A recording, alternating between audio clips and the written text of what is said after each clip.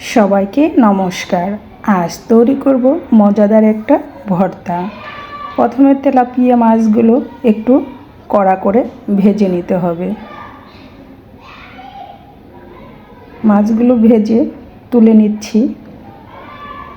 আর ওই অবশিষ্ট তেলে শুকনো মরিচ ভেজে নিচ্ছি। দিয়ে দিচ্ছি আদা কুচি, পেঁয়াজ কুচি। আদা আর পেঁয়াজ কুচি একটু ভাজা হয়ে গেলে তারপরে দিতে হবে কাঁচামরিচ কুচি। কাঁচামরিচ কুচি দিয়ে 1 থেকে 1.5 মিনিটের মতো ভেজে তুলে নিতে হবে। সবগুলো ভাজা হয়ে গিয়েছে, এখন মাছ থেকে কাটা ছাড়িয়ে নিচ্ছি। লবণ দিয়ে শুকনো মরিচগুলো ভেঙে নিচ্ছি।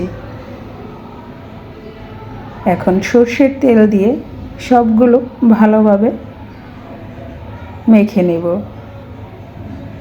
গরম ভাতের সাথে তেলাপিয়া মাছের ভর্তা খেতে কিন্তু দারুণ লাগে। কেমন হয়েছে আমার ভর্তা তৈরি করাটা? সবাইকে অনেক ধন্যবাদ আমার ভিডিওটি দেখার জন্য।